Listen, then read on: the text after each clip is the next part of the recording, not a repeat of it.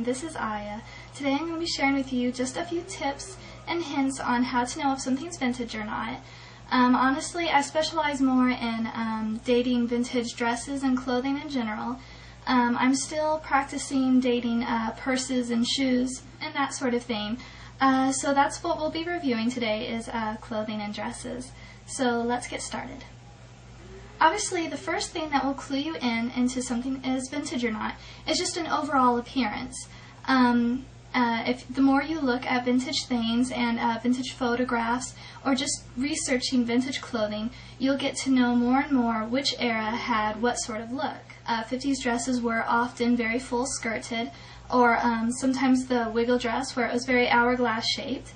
40s usually had more of a very ladylike style where it was more clinging to the figure, lots of rayons and flowing materials. 30s and 20s had a lot of drop waist and so on and so forth. So the best thing you can do in that area is just watch movies, look at vintage magazines, study up on what era's clothing looked like what. Next, you need to start studying the things that help date the garment with particular details, such as zippers, buttons, materials, that sort of thing. So let's go through some examples here. I'm going to be using 50s dresses to give you some ideas on what to look for and how to date a vintage dress. And if you came across this dress in a thrift store, hopefully you would think a 50s dress. You would notice that it has a short bodice, that it has pleating at the waistline, and that it just has an overall 50s look to it. And then to date the dress a little bit more efficiently, you would start to look for things such as a hemline. If you were looking at this hemline, it may not tell you if it's vintage or not. That is because I actually re-hemmed it to make it a little bit shorter. So even though the hemline can tell you quite a bit about a dress, it's not the strongest indication. Next, you want to start looking for things like a label. A label will pretty much tell you if a dress is vintage. If seeing this label, you can tell that it's rather simple, that it just has a classic, elegant writing, which a lot of 50s dresses especially did at the time. But most importantly, there are no size tags and there are no washing instructions. That is because washing instructions weren't legally forced upon the creators of the garments until the 70s. So if it looks like a 50s dress and it doesn't have washing instructions, most likely it is a 50s dress. Another good indication is if it has a zipper. This dress does have a zipper on the side. Sometimes they did on the side, sometimes they did in the back. So any dress that has a metal zipper will most likely be vintage because after the 60s they got plastic and nylon zippers. Most dresses, even if they had good quality, tend to have plastic and nylon zippers. So keep that in mind, especially labels and zippers. Here is another 50s dress as an example. This dress actually happens to be one of my favorites. Anyway, again, you would look at the hemline. As you can see, the stitches are simple, the hemline is pretty deep, and there's just not a very tightness that a lot of modern machines tend to do on stitching. So it's just something you have to kind of look and pay attention to. Over time, you'll start to notice the differences. If you look for a metal zipper, which there is one on the back, let me turn this around. Here's the metal zipper on the back. That is a very strong indication that it's vintage, other than the whole general appearance. And then if you look for a label, it does have a size on it, but sizes were quite different then. This happens to be a 9 to a 10, and just the general look of the tag is quite vintage looking. I think most people would know looking at this tag that it's obviously old. So again, here's the whole general look of the dress. So remember, first general look, general appearance.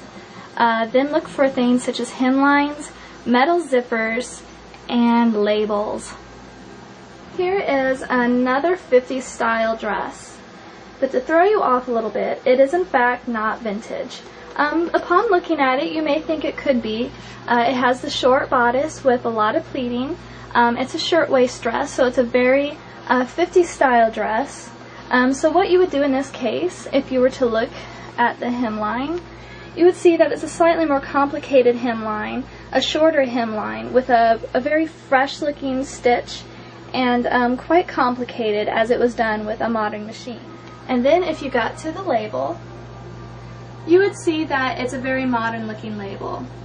It has Isaac Mizrahi's name, a size which is a small, and you just didn't see size smalls or mediums and that sort of thing. You saw numbers. They were always 10s or 15s, that sort of thing. And there are washing instructions, and of course this is a big indicator that it is not vintage because, again, washing instructions didn't come in until the 70s.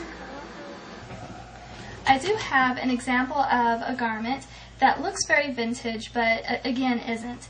This is a Tracy Thief mini skirt from Target. You can get a good look at it there. It has a very durable, heavy, quality material, which again is a good indication of vintage. It has a hemming tape, which is an even stronger indication of vintage. Before I got this, I actually never have seen anything modern made with hemming tape. And last but not least, it has a metal zipper. If I had come across this in a thrift store, I would have sworn it was vintage, except for that, again, the label speaks modern. Has a size, has washing instructions, bold print, and very fresh looking. Other than that, it does have a good vintage feel to it. And you just have to kind of add all these indications together to know if something's vintage or not. I have heard before that if something was before the 40s, it only had buttons, and that metal zippers didn't come in until after the 50s. Reasons for this is because of easy access. I think maybe this is true in a lot of cases, but I have seen plenty of dresses that were from the 30s and before then that had metal zippers. So I don't think this is always true, but it is something to keep in mind and an interesting fact. So hopefully that will start you on your way to dating vintage. There are other things to help you date, but those are just the most important factors in dating vintage. So the most that you can do for yourself is study online and allow the seller of the item to date it for you, so you can take it home and really just absorb how old a garment is. And after a while, you won't need anyone else's help to help you date vintage. So again, I hope I've helped some of you out there, and I really enjoyed this experience with you. Thank you so much. This is Aya. Bye-bye.